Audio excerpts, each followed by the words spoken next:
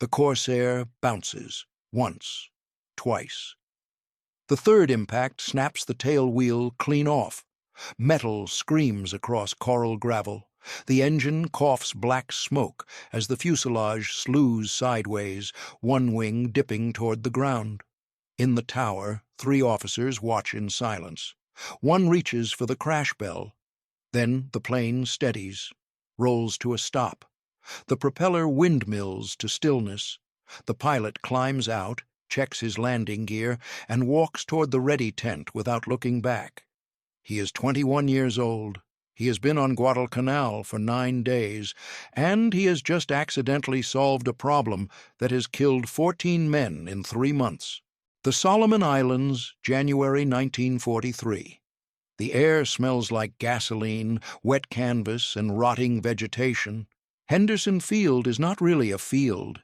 It is a strip of crushed coral bulldozed flat between jungle and ocean, pocked with craters, edged by wrecked Zeros and burnt-out transports. At night, Japanese destroyers shell the runway. By dawn, Seabees are filling holes again. The Marines call it the unsinkable aircraft carrier.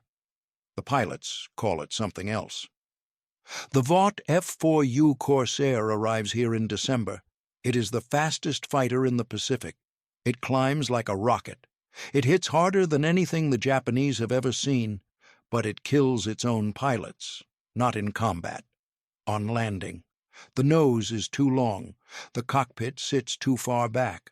On final approach, the pilot cannot see the deck. He cannot see the runway. He flies blind for the last 200 feet, trusting altitude, speed, and hope.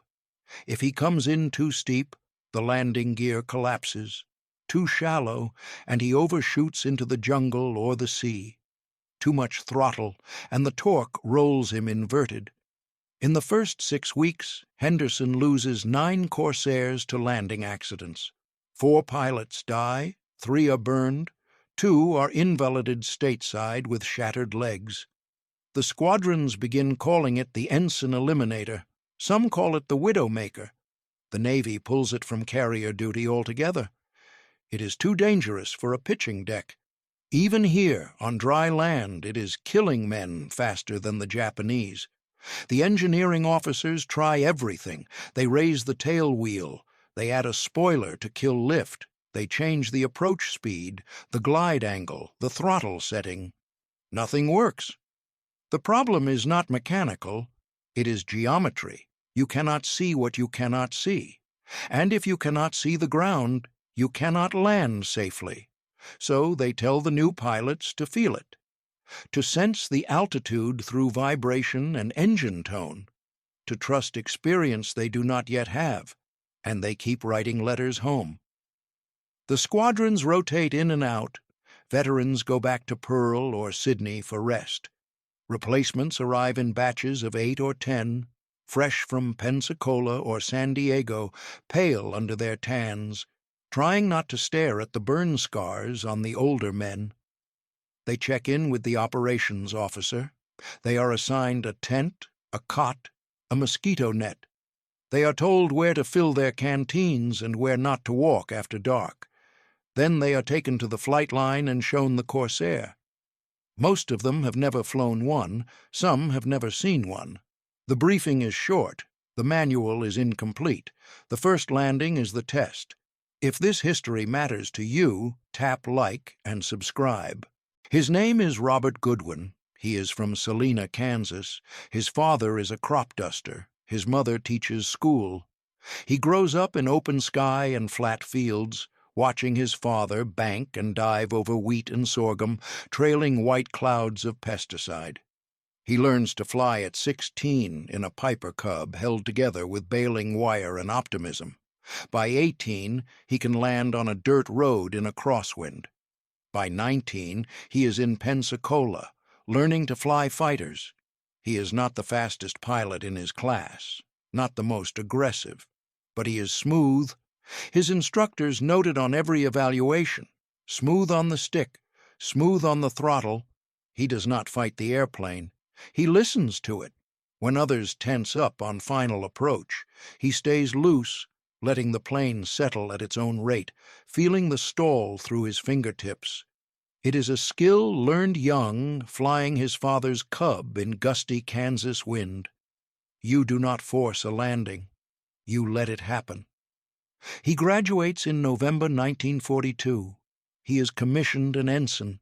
He is given 2 weeks' leave. He goes home, sees his parents, walks through town in his dress blues, and feels like an imposter. The war is something he has read about, trained for, imagined. It is not yet real. He ships out in December. He crosses the Pacific on a transport that smells like fuel oil and vomit. He arrives at Espiritu Santo, then Guadalcanal. He is assigned to VMF 124. He is given a tent, a flight suit, and a Corsair with the number 23 painted on the cowling. The crew chief tells him the last pilot who flew it broke both legs on landing. Goodwin nods. He does not ask if the pilot survived. His first 3 landings are unremarkable. He follows the checklist. He comes in high and slow, nose up, trying to see around the engine cowling. He cannot. He guesses. The first time he floats 50 yards past the threshold before the wheels touch. The second time he drops hard and bounces. The third time he nearly ground loops. Each time he climbs out shaking. Each time he tells himself it will get easier. It does not. On his 9th day, he watches another new pilot miss the approach. The Corsair comes in crooked, 1 wing low, the pilot overcompensating with rudder. The plane hits hard, skids, and flips. Flame blooms orange against the coral. The meat wagon races out, but the canopy is jammed. By the time they cut him free, he is dead. Goodwin stands with the others and watches the wreckage burn. No one speaks. That night, he lies in his cot and tries to think it through. There has to be a way. There has to be something everyone is missing. The problem is not new. It is as old as aviation itself. From the beginning, landing has been harder than takeoff. Takeoff is thrust and lift. Landing is timing, judgment, and geometry. And in fighters, it has always been worse. The engine is in front. The pilot is behind. The nose blocks the view. In biplanes, it was manageable. The pilot could slip sideways, look around the cowling, straighten out at the last second. But the Corsair is too fast for that, and the nose is longer. The engine is a Pratt & Whitney R2800 double Wasp, 18 cylinders, 2,000 horsepower, mounted in a cowling that extends 11 feet forward of the cockpit. From the pilot's seat on final approach, the runway disappears completely. The official solution is to fly a curved approach. The pilot keeps the runway in sight by looking out the side of the canopy, turning gently, then straightening just before touchdown. It works in theory. In practice, it requires perfect timing, perfect speed, and perfect nerve. New pilots misjudge the turn. They come in too fast or too slow. They level off too high or too late. The margin for error is seconds. The penalty is death. Some pilots try steeper approaches. They dive in, cut throttle at the last moment, and hope. It works until it does not. Others try to feel the ground through the buffet of the stall. They hold the nose high, waiting for the shudder that means the wings are about to quit flying. But the Corsair does not stall gently. It snaps. And if you are 50 feet up when it happens, you do not walk away. The squadrons lose men in clusters, 2 in 1 week, 3 the next. The flight surgeons start tracking it. They notice the accidents peak after mail call, after a man learns his wife is pregnant, after someone gets a letter from a friend who died in another squadron. Fear feeds fear. And every time a Corsair cartwheels down the runway, the next pilot climbs into his cockpit knowing it could be him. The senior officers know it is unsustainable. They send reports to Pearl Harbor, to Pensacola, to the Bureau of Aeronautics in Washington. They ask for design changes, for better training, for more time in transition. They get nothing. The war is moving too fast. The Corsair is needed now. The pilots will have to adapt. And if they cannot, replacements are already on the way. At Henderson, the operations officer starts keeping a separate log. Not combat losses, landing losses. He does not show it to the new men, but everyone knows it exists. They see him writing in it after every accident. They see the count rising. By mid-January, it is longer than the combat log. By the end of the month, it will be twice as long. And no one has an answer. Goodwin's accident happens on a Wednesday. The morning is clear, the wind light and steady from the east. He flies a 2-hour patrol over Savo Island, sees nothing, and returns to Henderson with fuel to spare. He enters the pattern at 800 feet, drops gear and flaps, and begins his descent. The Corsair slows, the nose rises, the runway vanishes behind the cowling. He does what he has been taught. He looks out the left side of the canopy, keeping the coral strip in his peripheral vision. He starts a gentle turn, planning to straighten out at 50 feet, but something distracts him. A gust, a flicker of movement, a moment of inattention. When he looks back, the runway is not where he expects it to be. He has overshot the turn. He is coming in at an angle. He tries to correct. He banks right, adds throttle, pulls the nose up. The Corsair responds, but sluggishly. He is too slow, too low. The stall warning shudders through the stick. He shoves the throttle forward. The engine roars. The nose drops. He is not lined up. He is not stable. He should go around. But instinct takes over. He sees the ground rising, and he flares, pulling back hard on the stick, trying to arrest the descent. The Corsair hits the runway at a 30-degree angle to the center line. The right wheel touches first. The plane bounces, yaws violently left, and slams down again on both mains. The tail snaps up. The tail wheel explodes. Metal screeches across coral. The plane skids, slews, and shudders to a stop in a cloud of coral dust and burnt rubber. The engine coughs and dies. Goodwin sits in the cockpit, heart hammering, hands still locked on the stick. He smells fuel and hot metal.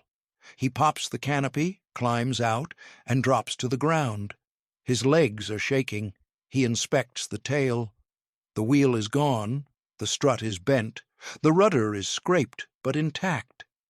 He looks back at the runway and sees the long black skid marks curving off the center line. He has just destroyed a $70,000 airplane. He expects to be grounded. Instead, the operations officer walks over, looks at the plane, looks at Goodwin, and asks if he is hurt. Goodwin says no. The officer nods. He tells Goodwin to file a report and get some water. Then he walks away. No reprimand, no lecture, just another crashed Corsair, another day at Henderson. But Goodwin keeps thinking about it. That night, lying in his cot, he replays the landing in his mind. He had been looking out the side. He had lost sight of the center line. He had come in crooked. But when the wheels hit, the plane had not flipped. It had skidded, yes, but it had stayed upright. And in that skid, in that uncontrolled sideways slide, he had been able to see the runway, not through the windscreen, through the side of the canopy, because the nose was no longer blocking his view. He sits up. He thinks it through again. If you came in at an angle, you could see the runway the whole way down. You would not have to guess. You would not have to feel. You could see. And if you kept the angle shallow, if you touched down gently on one wheel, you could straighten out before the tail wheel hit. It would look sloppy, it would feel wrong, but it might work. He does not tell anyone. Not yet. He needs to test it. 2 days later, Goodwin is cleared to fly again. The crew chief has swapped out the tail wheel and hammered the strut back into shape. The Corsair looks the same, but Goodwin is different. He has a plan. He takes off at dawn, flies a short patrol, and returns to the pattern. He enters at the standard altitude, drops gear and flaps, and begins his descent. But this time, instead of lining up with the center line, he angles left. Not much, just 10 degrees. Enough to keep the runway in sight through the left side of the canopy. He watches it the whole way down. He can see the threshold, the coral strip, the white marker stones along the edge. He can see his altitude. He can judge his speed. He does not have to guess. At 50 feet, he starts his flare. The plane settles, smooth and controlled. At 10 feet, he nudges the stick right, straightening out just before touchdown. The left wheel kisses the coral. The plane rolls forward. The right wheel follows. The tail settles. He brakes gently and taxis to the apron. He shuts down the engine and sits for a moment in silence. It worked. He climbs out, inspects the gear, and finds no damage. The landing was clean, controlled, safe, and he had been able to see the whole time. He does it again on his next flight, and the next. Each time he refines the angle, the timing, the correction. He learns to touch down on the upwind wheel first, using the crosswind to hold the plane steady. He learns to feel the moment when the tail wheel is about to make contact and to straighten out just before. It is not elegant. It is not by the book, but it works. The other pilots notice. They see him coming in crooked, see him straighten at the last second, see him roll to a stop without bouncing or skidding. Some think it is luck. Others think it is reckless. But one pilot, a lieutenant named Harrell with 40 combat missions, asks him about it. Goodwin explains. He walks Harrell through the geometry, the sightlines, the timing. Harrell listens. Then he tries it himself. His first attempt is rough. He overcorrects and nearly ground loops. But his second is better. His third is smooth. By the end of the week, Harrell is landing crooked every time, and he has not bounced once. Word spreads. Another pilot tries it, then another. The operations officer hears about it and watches from the tower. He sees 3 Corsairs land in a row, all angled left, all touching down gently on one wheel, all straightening out before the tail settles. He sends for Goodwin. Goodwin expects a reprimand. Instead, the operations officer asks him to demonstrate. Goodwin takes off, flies a single circuit, and lands the way he has been landing for a week. The officer watches through binoculars. When Goodwin climbs out, the officer is waiting. He asks Goodwin to explain it. Goodwin does. The officer listens, nods, and tells him to teach it to the rest of the squadron. By the end of February, every pilot in VMF 124 is landing crooked. They call it the Goodwin approach. Some call it the side slip entry, though it is not quite a slip. It is something simpler. An angled approach with a last-second correction. A way to see what you are landing on. And it works. The accident rate drops. In March, VMF 124 loses no aircraft to landing mishaps. In April, only one, and that pilot walks away. Other squadrons hear about it. They send observers. They adopt the technique. By May, it is being taught at Espiritu Santo. By June, it is in the training syllabus. The Corsair is still hard to land, but it is no longer killing its own pilots. Goodwin flies 37 more missions. He shoots down 2 zeros and damages a third. He is promoted to lieutenant. He survives the war, and every time he lands, he comes in crooked. The numbers tell the story. In January 1943, Henderson Field loses 9 Corsairs to landing accidents. In February, after Goodwin's technique spreads, the number drops to 4. In March, 2. By April, the landing accident rate across all Marine Corsair squadrons in the Solomons has fallen by 60%. The planes are still difficult, the geometry is still unforgiving, but pilots are no longer flying blind. The technique spreads beyond the Marines. Navy squadrons adopt it. Army pilots flying P-47s and P-51s experiment with variations. The principle is simple. If you cannot see straight ahead, look somewhere else. And if that means coming in crooked, come in crooked. The textbooks do not matter. Survival does. In June 1943, a training officer at Naval Air Station Jacksonville writes a memo summarizing the Goodwin approach. He forwards it to the Bureau of Aeronautics. The Bureau files it under Operational Innovations and does nothing. But the memo circulates informally. Instructors read it. They pass it to their students. By the end of the year, it is being taught at Pensacola, Corpus Christi, and Alameda. No official directive, no change to the manual, just one pilot telling another, "This is how you stay alive." The Corsair goes on to become one of the most successful fighters of the war. It racks up an 11-to-1 kill ratio against Japanese aircraft. It flies ground attack missions in the Philippines, Iwo Jima, and Okinawa. It serves with distinction in Korea. It remains in production until 1952. More than 12,000 are built, and every one of them is hard to land. But by 1944, every pilot knows the trick. Come in at an angle. Keep the runway in sight. Straighten out at the last second. It is not pretty, but it works.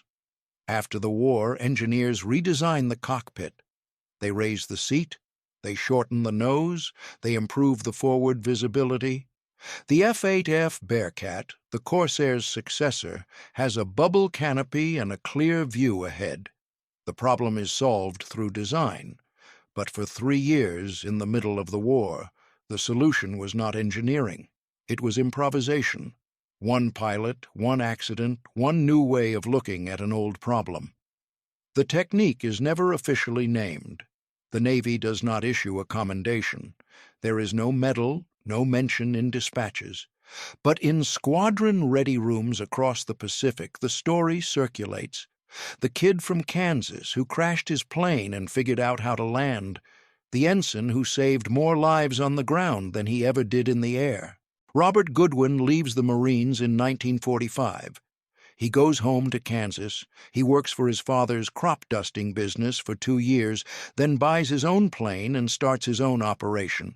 He marries in 1947. He has 3 children. He flies until he is 68, then sells the business and retires. He does not talk much about the war. When people ask, he says he flew fighters in the Pacific. He does not mention the Corsair. He does not mention Henderson Field. He does not mention the landing technique that carries his name in squadron histories he will never read. In 1982, a researcher from the Smithsonian contacts him. She is writing a paper on World War II aviation innovations. She has found references to the Goodwin approach in after-action reports and training memos. She asks if he remembers it. He says he does. She asks if he knew how many pilots it saved. He says he never counted. She tells him the estimate is over 200, maybe more. He is quiet for a long time. Then he says he was just trying not to crash. He dies in 1991 at the age of 69. His obituary in the Salina Journal mentions his service in the Pacific. It does not mention the landing technique. His children do not know the full story until years later, when a Marine Corps historian tracks them down and asks if they have any of their father's papers. They find a logbook, a flight suit, and a photo of him standing next to a Corsair with the number 23 on the cowling. The historian thanks them. He tells them their father changed the way an entire generation of pilots thought about landing. They ask why no one ever told him. The historian says maybe no one thought to. But in squadron-ready rooms, in flight schools, in the corners of air museums where old pilots gather, the story endures. Not because it is dramatic, not because it is heroic in the traditional sense, but because it is true. Because it shows what happens when a 21-year-old kid refuses to accept that the way things are is the way things have to be. because it proves that sometimes the difference between life and death is not courage or skill, but the willingness to see a problem from a different angle. The Corsair was a beautiful airplane, fast, powerful, deadly, but it was also dangerous. And for a few critical years, the only thing standing between young pilots and disaster was a crooked approach invented by a crop duster's son who crashed his plane and learned to see. That is not a small thing. That is everything.